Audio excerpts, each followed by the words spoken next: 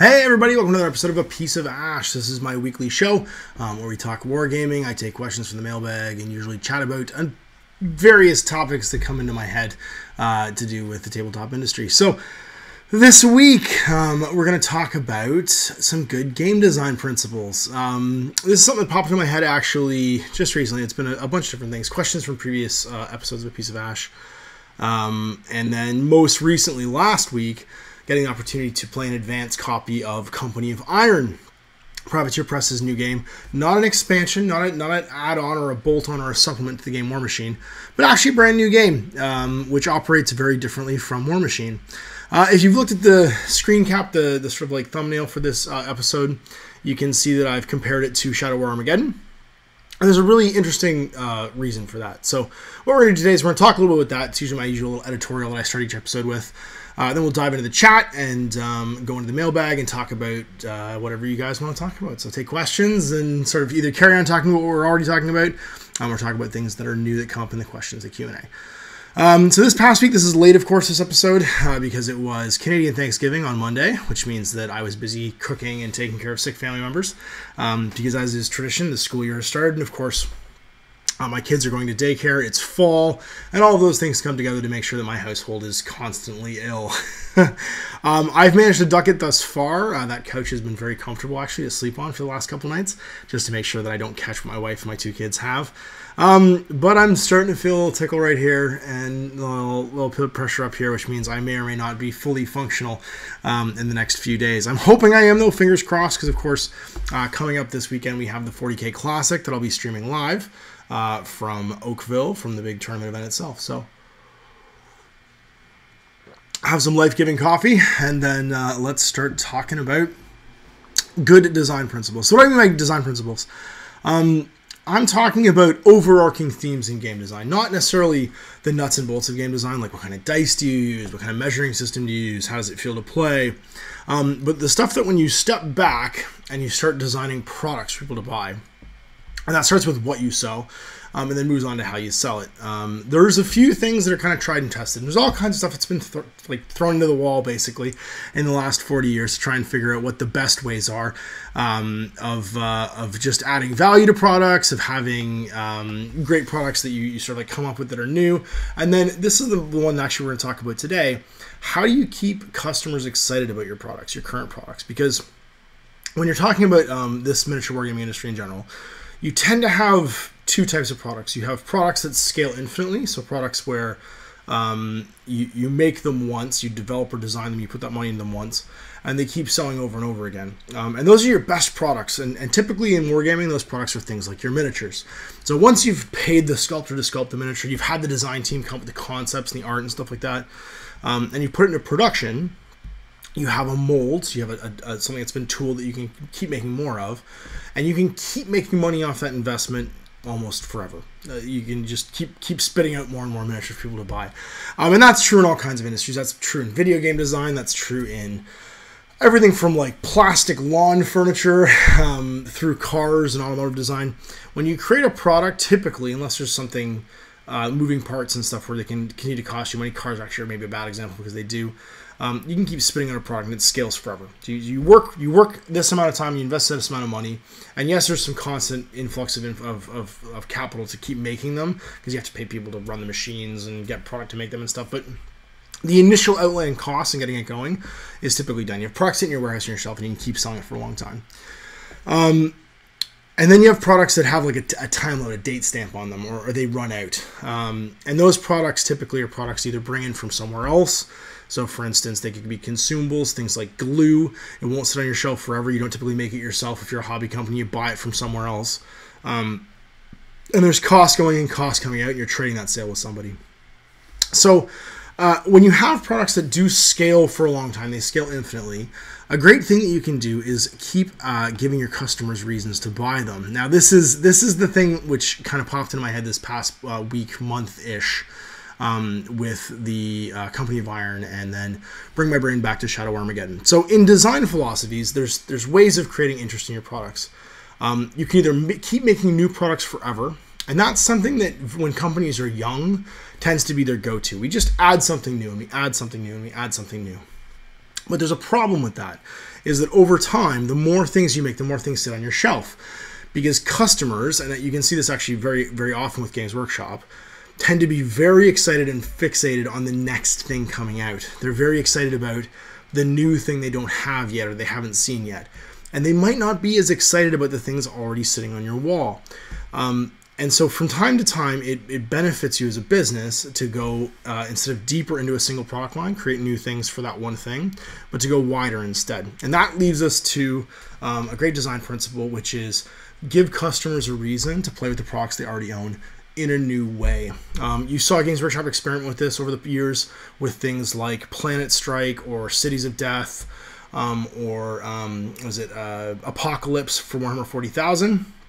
And then things like Triumph and Treachery, and even some specialist games like Mordheim, and Kill Teams and stuff like that for the various games, where what you would do is you would take your collection of miniatures you already owned, or look at the collection of miniatures that already existed in a game that were on the wall, and then have a new reason to go and buy them. And most recently, most successfully, actually, they did that with Shadow War Armageddon. And you can even see that from the product composition in that box. There weren't new miniatures in that box. There was some new terrain, but really, how are you going to get customers excited about a terrain release? You're not necessarily going to make them go out and buy all kinds of terrain unless you give them a reason. So instead what you had was you had rebox miniatures. You had Plastic Orc Boys and Plastic Space Marine Scouts, existing models in the model range, and a rule book, and a little sheet of cardboard counters in a box. It wasn't necessarily new products, but what it was a brand new way. Arguably, it was an old way because it was a rehash of older rules, but a brand new way for most people to enjoy and play with miniatures they already owned. And for months after it had started, after people had started playing that game, what you got to see was you got to see people excitedly posting on Facebook pages, posting online about all the cool new things they were going to do with their Warhammer 40k miniatures. You had tons of people dusting off collections of miniatures. I can't count how many people had dusted off really old Gene Stealer Cult medals to go and play with in their Shadow War Armageddon games. And I think that that's fascinating, because what that is that proof positives that when you release new rules for existing models, you can get people excited about them and they'll go and they'll play them. So that brings us to Company of Iron. What you have is you have another company realizing, oh, well, we've spent a few years now, 10 years, for the most part, going down the path of release new models, release new models, release new models. And Privateer Press has done that for a long time. They've released new things for a game that already exists. They haven't necessarily given you a new way to play with Privateer Press models. Now, there's an argument that actually War Machine was a new way of playing with Iron Kingdoms models. I'm sure that some purist may actually, I guess, like, comment on that and say, like, well, Ash, you know, War Machine was really just a war game expansion for the Iron Kingdoms RPG. And you're not wrong, but if you're not wrong, then what you're seeing is even more of a reason why this is a good idea to do every now and again. So Company of Iron is allowing you to play a whole new game with miniatures you already own. And for me personally, that has me really excited about my War Machine collection. I was just sitting actually on my iPad this afternoon, plinking away and looking at lists in War Room that I could make for Company of Iron. I've played a bunch of games recently, which means that I've got a whole bunch of content stacked up for it, so I don't have to record them for a while, and that means I can go back in the think tank and kind of grab miniatures that I haven't played with in a long time, or never really had a reason to play in War Machine, and give them a nice paint job and try it out. So themes popped into my head. I like the idea of doing the Magnificent Seven and the Seven Samurai. I like the idea of doing things that revolved around Warjacks or War Beasts, or even just looking at piles of miniatures that I hadn't played with before and painting them up to play some games. So I think what you've got here is you've got a great example of another company catching on and saying, wow, you have a big collection of our miniatures, but you might be a bit tired, and even we're a bit tired of just adding on and adding on and adding on to that pile. And what we've noticed is we have tons of stuff sitting on our wall that we might not be selling because it's not the newest thing. And as customers, what you want is you want the people to give you a reason to go and re-examine A, things you already own, or B, things that you might have wanted to buy but you don't have a reason to right now because of the current game that exists. So I really hope that other companies catch on to this principle, this philosophy, because I would love to have new ways to play with, for instance, my Infinity models or my Malifaux models, or tons of different games where there are great miniature collections that I already own. I have big collections of, where, again, they're just going deeper and deeper and deeper into the same product line, and they're not necessarily giving me new ways to play. So take note of this, game designers out there. I think this is actually a great a great example too of why the miniature agnostic miniature games have become so popular in the last few years. So companies like Osprey have been filling the void with rulebooks that don't require you to have a specific line of miniatures, or where you can really just use whatever miniatures you want. Because again, certain miniatures that may have been sitting on the shelf for a while, they're getting dusted off and used again. Kings of War actually stepped in and did that with Warhammer Fantasy players after Age of Sigmar was released, giving people a reason to play with their existing Warhammer Fantasy collections. So if there's any doubt this is good design philosophy, this is a good design principle. If you are a miniature company that's gone very deep into one product line and you're thinking like, wow, there's a lot of codes now that we have that are older that aren't selling very well, go and examine whether or not it's time to give your customers a reason to look at models they already owned. So there's my editorial for today. I hope you guys enjoyed that. And let's jump into the chat and see who's here and who's hanging out. We got Anthony Lee here. Chaotic Flanagan's here. Mike Fielding's here. His client canceled, so he's hanging out. Ben Grandpapa Nurgle's here. Tim Berry's here. Christian Lawrence is here. Saying heyo. Mr. Porkio's here. Dan Harris is here. Sneggy's here. Oh, cool. Tom Ryan's here. Xavier Jackman's here. Brutalitops, one of my favorite names, is here. Who else I missed? Paulo01. Said Spectre1. I think. Thomas Shoemaker. James Tilley. Kilo8878. I'm just trying to look for unique names at this point. Jacob Krim. I'm just skimming. Erasmus Berger. The Fomorian. And I think that's everybody. CJ Phoenix and Tranius227 says hello. So I'm going to go back to the top and try and catch up to any questions that I missed in the chat.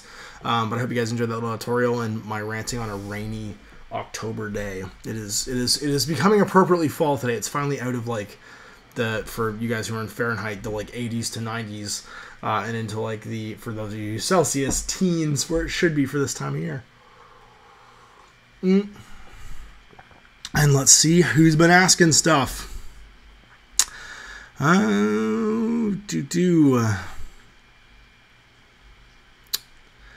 Your live shows are making painting my Clanrat Horde a joy. I don't know if anything can make painting a horde of Clanrats a joy. That's a lot of brown and a lot of rusty weapons. I hope that you don't have to paint too many more, because I have painted Clanrat hordes before and they take a while. Snakey says, I know being off work sick would be worth it. I hope it's worth it. Tom Ryan says, any chance you're doing some Shadespire? Yeah, I'll check it out. I mean, I have to wait for, I don't get previews or anything like that. So I have to wait until it comes out. So it's going to be a while.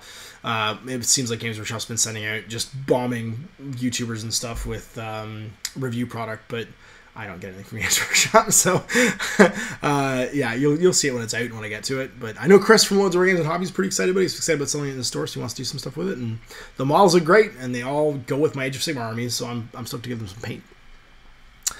What else we got? Brutalotop says, hey Ash, I'm actually able to catch this because I'm sick and strep and can't go to class today. Is everybody sick? I have literally been like, I've been like needing to put on like the plague doctor like cone mask and avoid my children, although that's impossible. And my wife for the last week is like, everybody's sick right now. Apparently there's just like some crazy flu going around. So hopefully everybody is like dodging the sick. You guys out there. Dan Harris says, I sat here with my 28-week pregnant girlfriend, moaning about being bored while I paint old 90s Grenadier elves in an attempt to ignore her crazy day. I'm going to advise that you don't ignore her for much longer, because 28 weeks, you have 12 to go, you're about 3 months away. Maybe go for a walk. Buy her some nice flowers and some nice candy. You're into the time where that's going to be important soon. Mike says, Company of Iron is everything I needed to get my painting my own machine. Yeah, I think you're really going to like it, Mike. I'm actually stoked for you to come down and try it again, because it's really engaging. I think I said that when I did the Let's Play, and you guys will see it in the next 2 videos. I make some commentary, and Owen makes some commentary. Owen really liked it, actually. And he took my copy to Utah this past week. He took my press copy that I got early to go to a gaming retreat that Wargamer Girl and his friend Dan, Codex Dan, I think his YouTube channel is called, do every year, and he gave them some demos. So he actually took like a little Company of Iron. He was so excited about it, he took it with him, and they seem to really enjoy it too. So it's super fun, and I'm stoked to play it with you, because it's gonna be a lot of good times. Powell01 says, hey Ash, how's it going? It's going great. Christian Lawrence says, Mike, even your heavies? I am also hyped for Company of Iron. If you're not using heavies, it doesn't matter. And Mike was playing Signar the last time we played, so it didn't really matter. He had some heavies painted, but like it's more like you get to use gun mages and cool things. I'm playing Signar right now, so it's super neat. Stinky says, high five for being off sick and getting to watch this. I'm literally, this is awesome. Everybody today is sick. You can so tell it's flu season. I've been bad, actually. I've been so busy. I haven't gotten my flu shot yet, and I really need to go get it. Which of course will inevitably lead to me. Whenever I get my flu shot, because like they're pumping you full of basically a vaccine, an inactive virus, and your body's releasing white blood cells and cures to it, basically. The like sweats and like I feel like I'm sick. I get that like flu-like symptoms for like half an hour to like a day, and yeah, no, it's rough. But I need to go get it. Just so I'm immune to flu, because when you got kids in school, oh my gosh, they need flu shots. You need flu shots. Just go get them. Just deal with it. Make the time. Said Spectre 1 says, time for a heavy dose of vitamin C and echinacea to fight off that cold. Yeah, just whatever it takes. Brutal Top says, I may still go to my accounting class, even though if you don't do the weekly quiz, the points get shoved off to the final, but I feel like I need to do something today.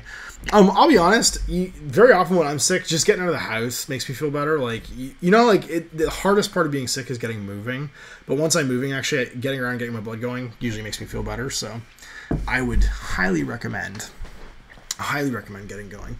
The boy's much better, though. Actually, he's pretty much recovered. He's just got like that, kids like they keep a cough forever, like because they don't really know how to cough and they're trying to get all the loose stuff out of them. He's got this cough. My daughter's pretty much better too, and she's just got this cough. My wife's come see, come stop, but she's at work. Thomas Shoemaker says, hey Ash, first time in a live stream. Looking forward to hearing what you have to say. Thanks, I appreciate it. I hope it wasn't too disappointing. James Tilly says, drinking coffee isn't that part of the bingo card? Yeah, Anthony's piece of Ash bingo card. I'm sure drinking coffee. It's like Ash takes a sip of coffee was in there. Cat, it has to be revised though, because Cat's in school now, so Cat can't invade and distract everybody in the shows anymore and come in saying she needs to use the potty. Yeah, and then Anthony immediately says, gotta update that though, because the cat bombs are a thing of the past. Yeah. Soon it'll be cash bombs. It's funny because he's only 2, right? So he's still in a crib just to keep from rolling out of bed. He's got rails and stuff. As soon as he's out of that, I'm sure he'll be bombing these things as well.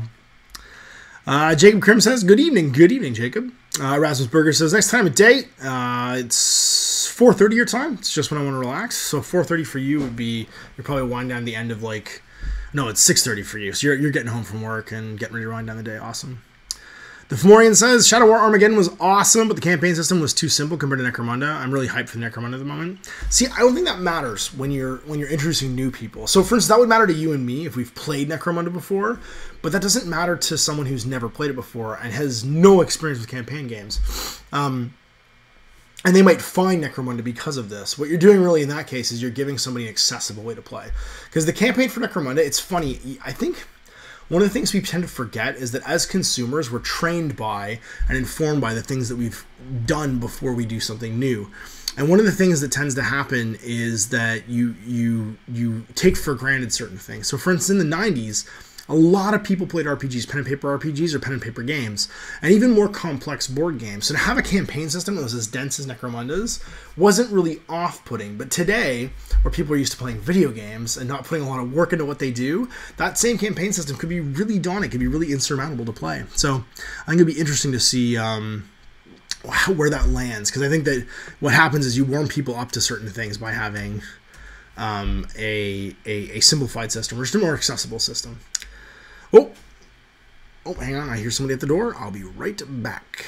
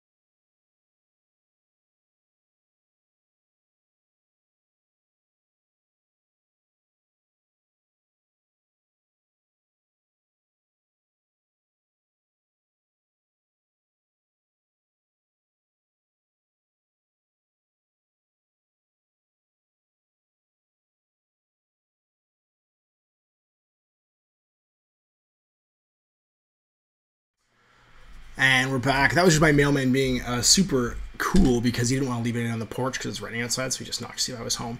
And I'm excited to say I am so close to having a complete set of HeroQuest things. Big thanks to Eric, Stig, and Simon for doing Bitsbox dives and trying to find all the parts I was missing for my HeroQuest set. I'm just a couple pieces away now. I got the weapon rack. Yeah, a little weapon rack. This is such a cool piece, terrain piece. I don't know why, but I somehow lost the cardboard off the bottoms of the bookshelf in the tomb. And so these bits and pieces are going to be like basically giving me a complete first edition copy of HeroQuest. And it's funny, the result, or the interest in playing that game has been crazy. People are super stoked. I immediately got a text from Adam Greenleaf Jane being like, I want to be the dwarf.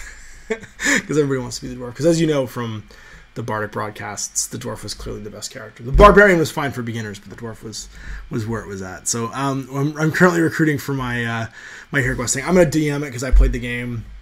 I'm excited to find people that either don't remember it very well or haven't played it before. And I've actually got some ideas about how we're going to film it too, because I think HeroQuest would lend itself well, because there's actually a DM and there's actually like some role-playing elements to it.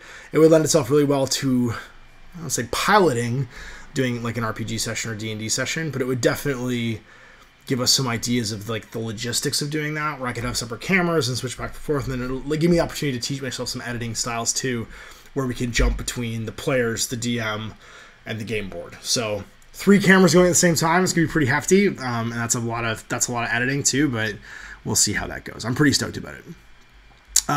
So back to where I was. The chat gets away from me when I have to get up. And real fast. Where am I going? Where am I going? Oh man, it got way away from me. Way away from me. Here we go. So, Ash, how is the Vox Populi going? How close is it to getting 1,000 responses? We're at about 500 responses for the Vox Populi right now. So if you haven't seen it, go check out the last episode of Piece of Ash one up in the playlist. There'll be a link there for that stream, and it'll explain what it is and do the result. 500 is a pretty good result for the first weekend. The one thing I didn't realize, I realized I forgot about it. SurveyMonkey sucks for this. They only let you see the first 100 results of a poll. And then I thought about doing the monthly subscription, but then they limit you to 1,000 results a month. So without paying for it up front for the whole year. So it's going to be, to unlock this one once I get the 1,000 results, it's going to cost me $300. So I hope this series is popular, because yeah, if it gets to 1,000, I end up doing it. It's going to cost me $300 and a year to buy a year's supply of like the pro level of SurveyMonkey, so I can see all 1,000. I can pull the metrics and stuff, which I forgot they jack you that way. They get you locked in, so you can't really do surveys and use their metrics and stuff. Which I understand. I mean, it's a free service, whatever. But if I don't do it, if I even just do the monthly version, I can't even see my survey responses for a piece of Ash, because I'm just like, it'll just blow away all the results that I look at for the month, basically. That's fine. Paulus1 says, love playing Shadow Armageddon. Sengi says, Shadow Armageddon was poorly timed in my opinion. It's a quality game, but they dropped 8th edition 40k, which took all its player base. I don't think it took its player base because it's a different game. It had different rules. Like, it doesn't... 8th edition 40k was exciting and let people do it. I think what it actually did really well was it let them wrap up 7th edition, because everybody kind of took a break from 7th, and like 7th kind of just like meandered off in the end. Like the timeline changed and stuff, and they did their like Fall of Cadia, but the Fall of Cadia wasn't nearly as drawn out as like the end times were for fantasy, and there wasn't the same amount of releases at all. There was just like 2 campaign books and it was done. There wasn't these like huge end times books plus like model kits plus like novels. Like the end times was like a year and a half long almost, whereas the Fall of Cadia was just like 3 months done. And everybody it was almost to one side. The Shadow War thing kind of distracted from it, so I think it was fun. I mean, obviously you're managed very locally, but it definitely got people looking at their miniatures again, as opposed to just focusing on the current edition of 40k. CJ Phoenix says, I forgot the new time. Hey, y'all. Hey. Paul01 says, locally, Warmahordes seems to have gone very quiet over the last year. It'll be interesting to see if Company of Iron gives it a shot in the arm. I think you're going to see some people that play War Machine play it. I think what's really interesting about Company of Iron is I think you're going to see people that haven't played War Machine in a long time take an interest in it, because it's a complete game in a box. Like, it's not, it doesn't It doesn't require anything from outside the box. So you don't even need counters. Like, it gives you knockdown counters, injured counters, gives you a ruler, dice, all the rulebooks, all the scenarios. And actually something I was going to show you guys next week is actually the first issue of No Quarter Prime has 2 new scenarios in the magazine for Company of Iron. And they're all asymmetrical, so there's attackers and defenders trying different things, plant bombs, switch off bombs, like find lost intelligence reports on the dead bodies of couriers, like stuff like that. It's really neat the way they've structured this to give you a more narrative experience probably in the game. So I don't know if it's going to be existing War Machine players they're even targeting. I think what they want is they want people that have played in the past or have collections of models, or even just to make it approachable for new people coming in. Because you could easily just play Company of Iron having never played War Machine before, cold out of the box, and have a great time playing it. And I would actually suggest for anyone wanting to play War Machine, they buy Company of Iron first and give it a go, because I think it's just a much more manageable. You can play with 10 models. Like, you don't need to have 35, 40 models. Like, obviously there's arguments for, hey, play the Battle Group, play with whatever. You can have less models. Well, in this case, it's a box. Like, if there's just a box of dudes you like for Company of Iron, you can buy that box and play. I think there's something valuable in that.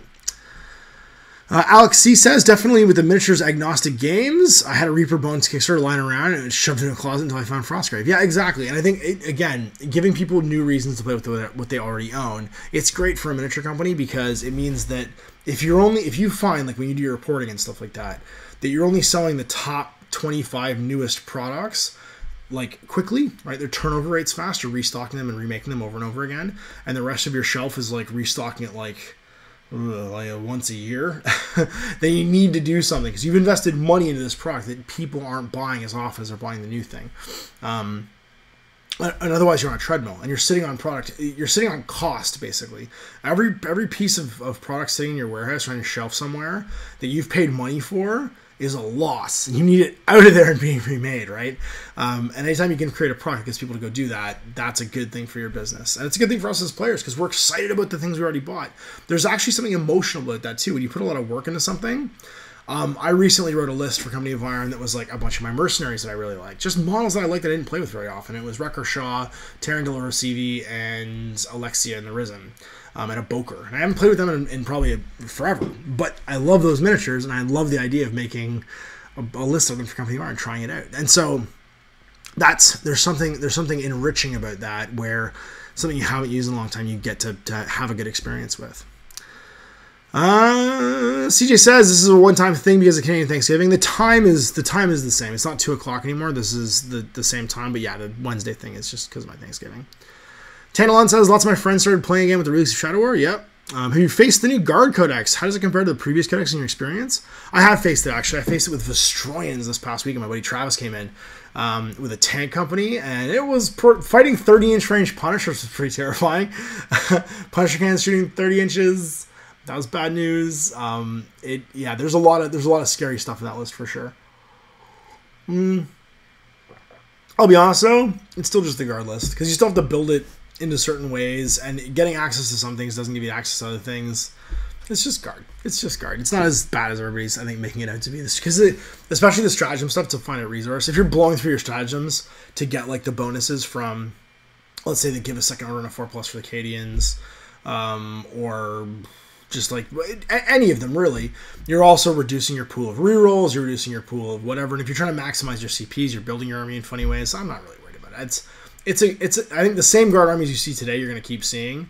They're gonna be, some of the Imperium stuff's going to get stripped out. Like, you might not see Celestine as often unless she's often a detachment by herself because you have to keep to that regimental keyword.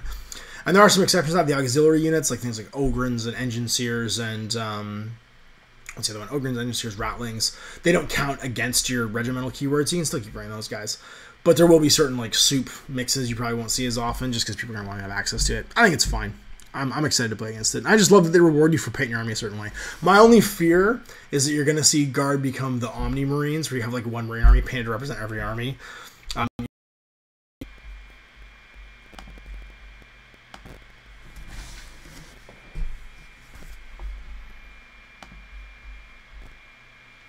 All right, we should be back. Tell me when you guys can hear this in the chat. I'm just going to hit it up right now, and I'll just cut this out in post-production. We just had the power go all of a sudden, which is terrible. And hopefully you guys should be seeing me and hearing me. Let me know when I'm back, when I'm back, when I'm back.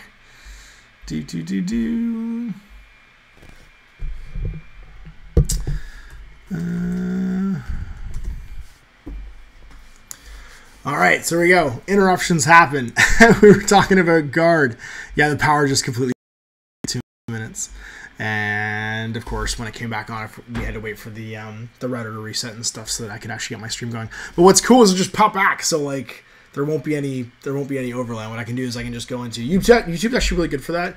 Is once this is like rendered and online, I can go in later on and just clip out that dead air and put a transition in between it, and hopefully we'll just pop back to where I was.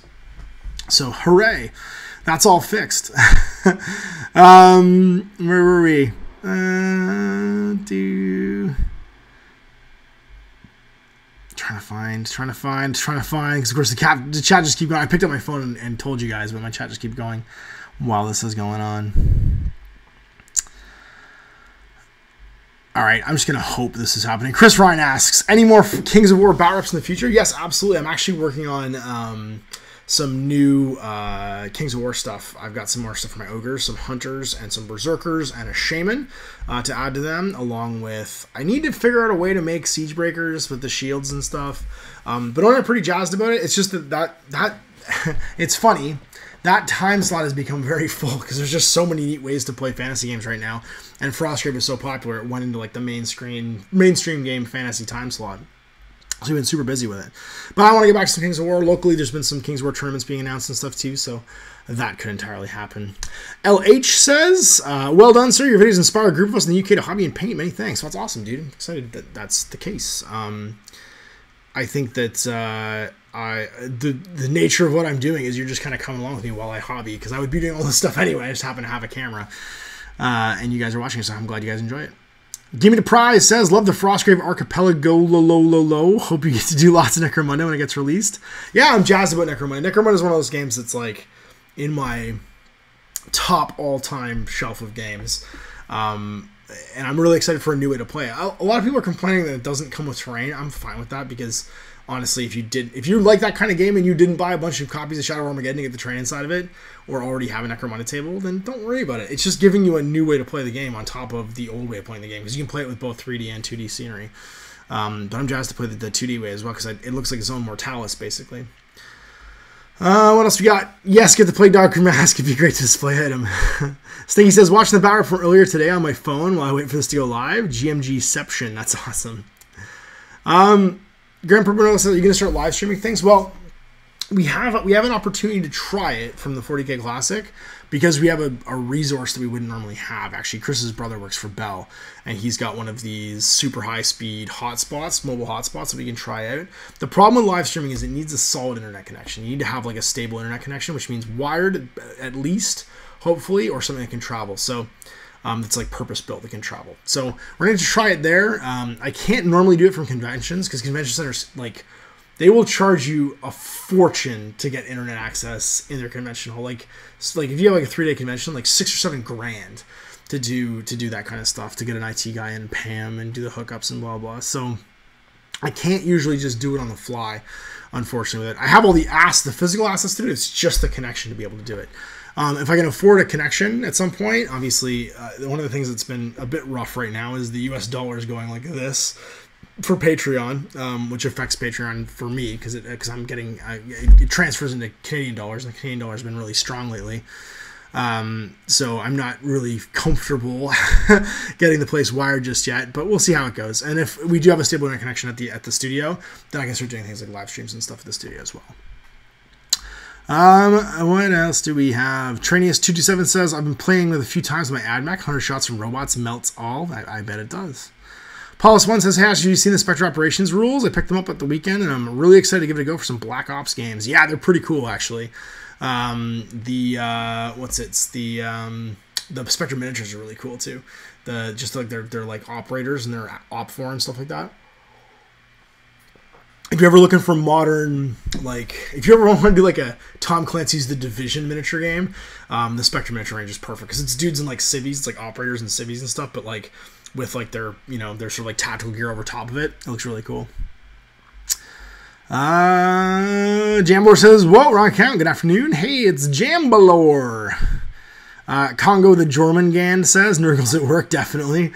Tim Berry says, I see Sean Sutter's launching a third Relic Blade Kickstarter on the 13th. He must really like my money. I know, right?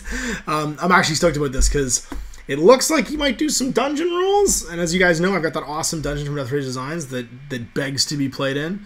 And also the Iguans and all lizard people are like my next force. I'm doing the bad guys, and Owen's gonna switch over to the good guys for Relic Blade. So we're pretty jazzed with that. Egray's Police says, Egray's Police games from shelf. Hello from Europe, Croatia. Not sick. Just painting Harlequin troops. Awesome. Man, Harlequins. That's a long time to paint though. If you like painting checks and designs. Mike Feeling says, can you run Hordes in Company of Iron? That might be a dumb question. No, you can for sure. So you can run any faction currently in War Machine Hordes as its faction. You can't take Mercs and Minions outside of the Mercs and Minions factions, but you could play Circle Ouroboros. Circle Ouroboros, not the Circle. You can play Scorn, you can play Legion of Everblight, you play whatever. Actually, the first game that you see me playing, I'm playing against Hordes Army, I'm playing against Legion. And so you can mix and match freely, basically. Brutality Up says, I have a replica Legionnaire's helmet, but that I have on a shelf near me. I like to collect little artifacts. It's awesome. Lonely Brick says, seen the Last Jedi trailer? If you were in charge of Fantasy Flight Star Wars game, in what direction would you expand the base set and then into the future? It's interesting because one of the things that kind of got panned in like the prequels for Star Wars was it was too big. It got too big. Was the big like the big battles in the original 3 movies, you always focused on the plucky group of rebels. It was always on Luke's, X-Wing squadron. And you didn't see, like, the big battles very much. You didn't see, like, the Corellian cruisers and the Star Destroyers fighting each other. You'd always see the X-Wings kind of dodging around. And it always zoomed in on the heroic actions in that game. And so I think I'd be very careful about expanding a 28mm Star Wars game into places where the game got too big. I think that would stretch the game out to the point where I'd lose interest in it. What you want to do is you want to have these heroes and villains. One of the things I really like about the Lord of the Rings game is the structure of the game when you do your army design always focuses on a hero and a warband. So whenever you take a hero in Lord of the Rings, he can have 12 followers basically who are his warband. And so the focus is always on these heroes and their men. And I really hope something like that is injected into Star Wars, because what I like about Star Wars Legion so far is it's very characterful. It's Vader and a scouting force of stormtroopers, and Luke and some plucky rebels basically. And there's a support piece on the other side. There's bikes and there's an ATRT, the Recon Walker, the one that the rebels have. And I like that it feels like it's a Luke and Vader story, you know what I mean? And the other people are there to basically accomplish the mission and go push the buttons and stuff, but like you're very focused on these two heroes. So I hope when that happens, you get to see like Han and his like scout irregulars that are in Return of the Jedi that go and turn the shield generator off. You get to see things like a Chewbacca and like a Wookiee warband would be amazing, like stuff like that where like it could even be like it doesn't have to be the named characters. It could just be like a captain or something like that inside the rebellion or the Rebel Alliance or the the Empire, where it feels like it's revolving around these characters and their like heroic actions. So I'm hoping that stays the case. I wouldn't want it to be too big. I don't want to see big vehicles. The odd vehicle is cool, but I don't want like a giant AT-AT like Walker. I just want to see these great intimate games, right? Like what you think of as war is going on around this bubble basically where the game's taking place, and it's these like conflicts between these main characters, and the table size seems to be reflecting that so far. So I'm pretty excited about that. Randy St. Denis says, hey Ash, I just got the Shiguan terrain set from Warsaw. It's amazing quality. I recommend you get some for Infinity. Yeah, the Warsaw stuff's nice. Christian Lawrence says, yes, Mike, there's a beast handler thing in the mirrors. Jack Marshall lights are allowed. Actually, any commander. So your commander automatically becomes a beast warden and automatically a Jack Marshall, depending upon their faction. And you can take commander upgrades that let someone else be one too. But you always get, no matter what your commander upgrade is, the ability to take Jackson or beast. It's not even a commander option. It's just, you just get that for free, whoever you pick as the commander. Brutaldoc says, does anyone have any suggestions for some basic terrain? I'm getting back into wargaming. My old terrain was either sold off or given away or lost to time. I recommend checking out some of the mat companies who do bundles of terrain, because a lot of them do pre-painted terrain now, and a lot of the MDF companies do pre-printed terrain. Actually, Muson Minis and what's the other one? Bandua both do some great pre-printed sci-fi terrain that you just put together basically, it's ready to go. And the